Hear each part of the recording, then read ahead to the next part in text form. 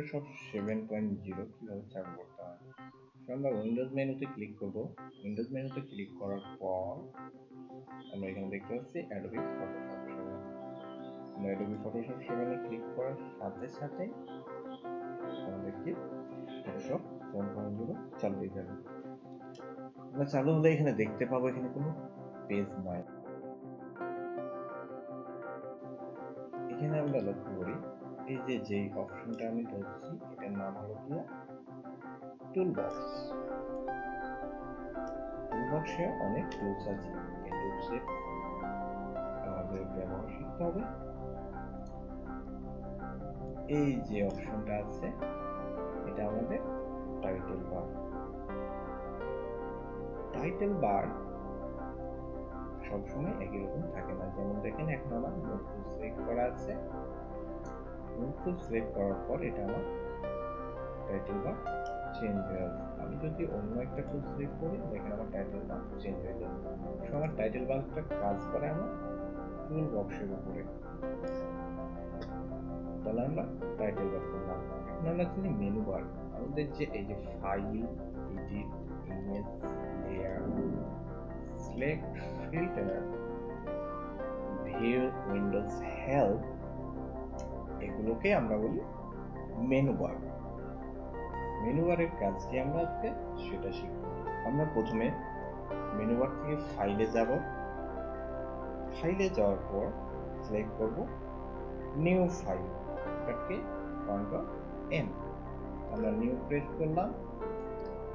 New press করার সাথে সাথে দেখেন আমাদের একটা ব্ল্যাঙ্ক পেজ তৈরি হয়ে গেছে।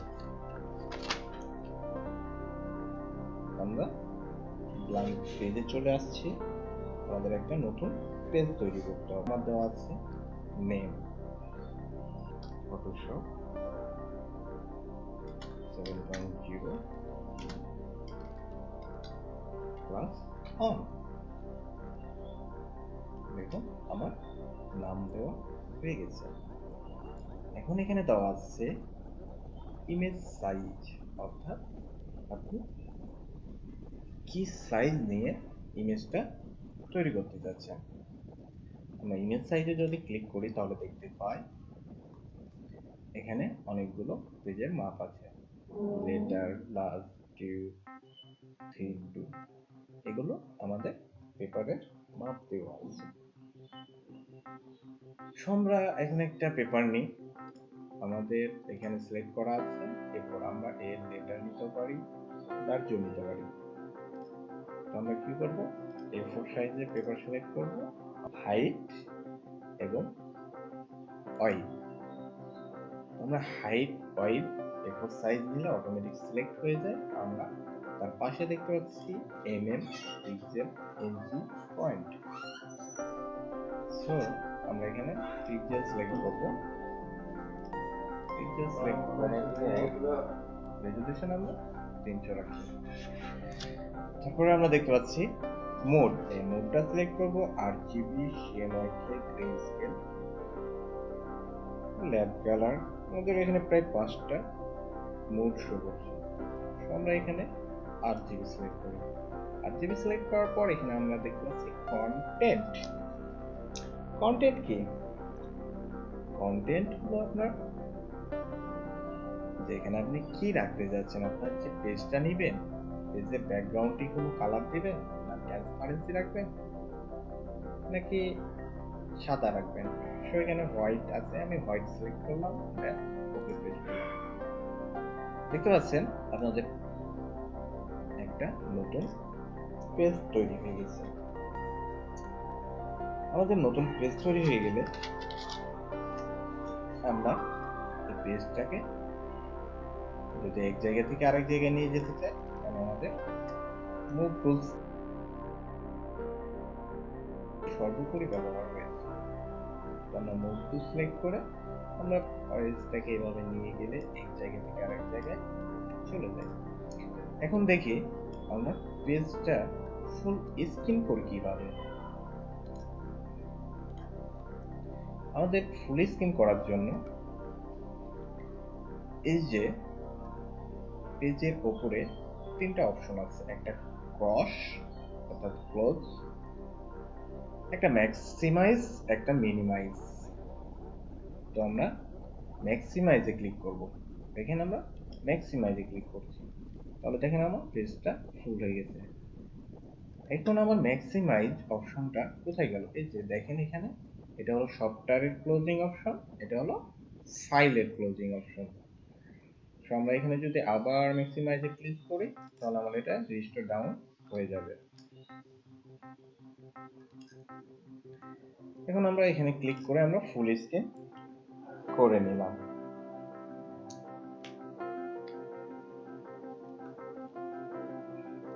সো আমরা ফাইল এটা সেভ করব কিভাবে? আমরা ফাইল মেনুতে যাব। ফাইল মেনুতে যাওয়ার পর আমরা যেহেতু অলরেডি ফাইলটা রিনেম দিয়ে সেভ করে রাখছি, তার জন্য আমাদের এটা ফাইল সেভ হয়ে আছে। এখন দেখি ফাইল সেভ এজ। আমরা সেভ এজ দিলে আমাদের ফাইলটা নতুনভাবে সেভ হবে। আমরা এর পূর্বে আমরা আবারও দেখি file save age. Save age দেওয়ার পর আমার এখানে একটা ডকুমেন্ট শো করছে, আমি কোথায় সেভ করব? আমি সিম্পলি প্রথমে ডেস্কটপ সিলেক্ট করব। ডেস্কটপ সিলেক্ট করার পর আমি ফাইলটা ডেস্কটপে সিলেক্ট করব। আমি যেহেতু নাম দিয়েছিলাম, দেখেন এখানে ফাইল নেম আছে। ফাইল নেম কি দিয়েছি? Adobe Photoshop Flavor plus on PSD. Then তার নিচে আমাদের আছে ফাইল নেমের নিচে ফরম্যাট। এখানে দেখেন ফাইল নেম ফরম্যাট। আমরা ফরম্যাট কি করব? পিএসডি মোড রাখবো। আমাদের এখানে অনেক মোড আছে, আমরা এখানে ক্লিক করলে দেখতে পাই এখানে যে অপশনগুলো আছে এগুলো আমাদের ফাইলের এক একটি মোড। সো আমরা এখানে পিএসডি ক্রিয়েট করে সেভ করে দেব। তাহলে আমাদের ফাইলটা কি সেভ হয়ে গেল। আমরা ফাইলটা ক্লোজ করে দিলাম। এখন আমরা যে ফাইলটা ক্লোজ করছি, সে ফাইলটা ওপেন করব কিভাবে? অর্থাৎ আমরা সেভ করেছি, আমরা এখন আবার ফাইলটা ওপেন করব। তো আমরা ফাইলে যাব। ফাইলে যাওয়ার পর আমরা এখানে দেখতে পাচ্ছি ওপেন। আমরা ওপেনে ক্লিক করলে আমরা যে জায়গায় ফাইলটা সেভ করছি, আমরা সেভ করেছিলাম কোথায়? ডেস্কটপ। ডেস্কটপে যাওয়ার পর আমরা এখানে দেখতে পাচ্ছি Adobe Photoshop +1। আমি এই ফাইলটাতে ক্লিক করব। ক্লিক করার পর আমি সিম্পলি ওপেন করে দিব। তাহলে কি আমার ফাইল ওপেন হয়ে গেছে। ওকে,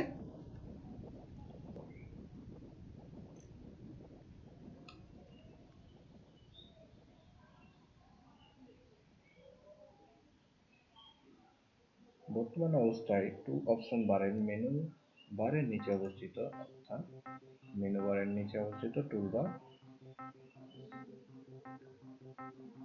এই অবস্থানগুলো আমরা টুলস পরিবর্তনের সাথে সাথে অপশনগুলো পরিবর্তন হয়ে যায়। আমরা ব্রাশ টুল সিলেক্ট করি। ব্রাশ টুল সিলেক্ট করার সাথে দেখি আমাদের এই টুলবারের অপশনগুলো চেঞ্জ হয়ে গেছে। তো আমরা ব্রাশ টুলসে প্রথমে একটি ব্রাশের ছবি থাকবে, যে দেখা যায় ব্রাশের ছবি। এই ব্রাশ টুলটি আমরা সিলেক্ট করব।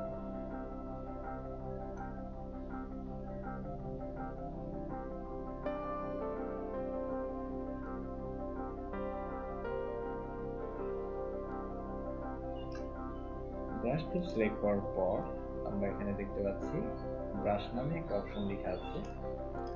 এই অপশনে আমরা ক্লিক করলে নিচ দিকে দেখতে পাই অনেকগুলো ব্রাশের সেট। এই সেটগুলো আমরা এক একটা এক এক রকম, আমরা যদি এটা সিলেক্ট করি শেপ, সিলেক্ট করার পর আমরা এখানে দেখতে পাই সাইজ। সাইজটাকে আমরা ইনক্রিজ করবো অর্থাৎ বড় করবো।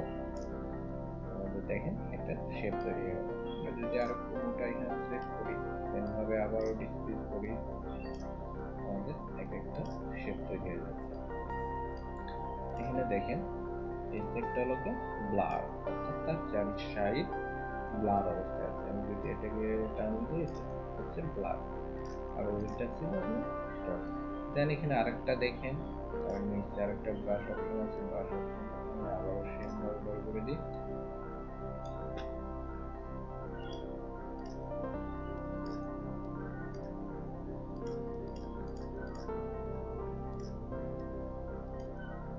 আমরা অনেকগুলো ব্রাশ তৈরি করে নিচ্ছি।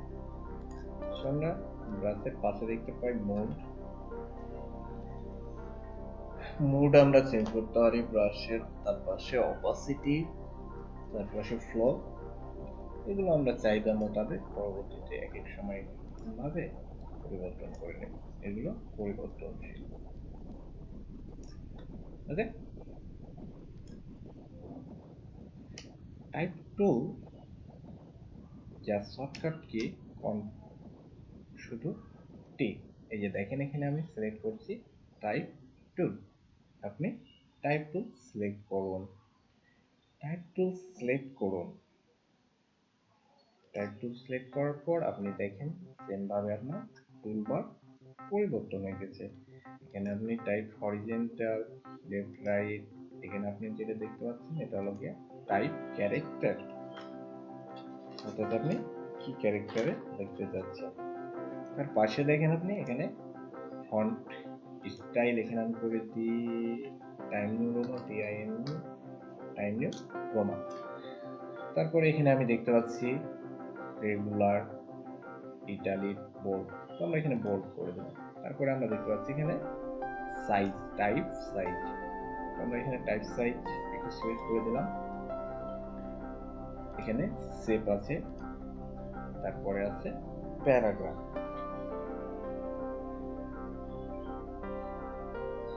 সেখানে আমাদের বিভিন্ন ধরনের অপশন আছে, এগুলো আমরা প্রয়োজনে চেঞ্জ করব। তো আমরা টাইপ টু সিলেক্ট করে দেন পেজের কোনো এক জায়গাতে যদি আমরা ক্লিক করি তাহলে আমাদের টাইপ চলে আসছে। তো আমরা এখানে যদি কোনো কিছু টাইপ করি, ধরেন আমি লিখলাম NTTC,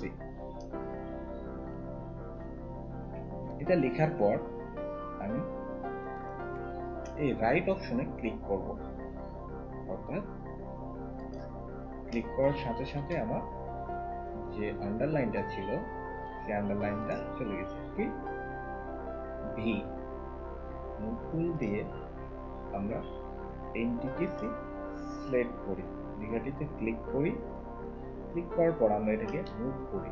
মুভ করার জন্য আমরা যদি এভাবে এক জায়গা থেকে আরেক জায়গায় টান দিই তাহলে আমাদের মুভ হয়ে যাবে। এখন আমরা ফাইল থেকে ক্লোজ কমান্ড দিই। ক্লোজ কমান্ড দেওয়ার সাথে সাথে কম্পিউটার জানতে চাইবে ডকুমেন্টটি সেভ করবেন না করবেন না। যদি আপনি সেভ না করেন তাহলে আপনি ক্লোজ করে দেবেন, আর যদি সেভ করেন তাহলে এস চাপ দিবেন। আপনার কাছে সেভ করতে না চাইলে নো, সেভ করতে চাইলে এস। আমরা ফাইলে যা ক্লোজ ক্লিক করার পর এখানে এস অথবা নো, সো আমরা এস ক্লিক করি তাহলে আমাদের ফাইলটা সেভ থাকবে। আজকের মতো এই পর্যন্ত। আপনারা সকলেই প্র্যাকটিস করবেন আর ভালো থাকবেন। ধন্যবাদ।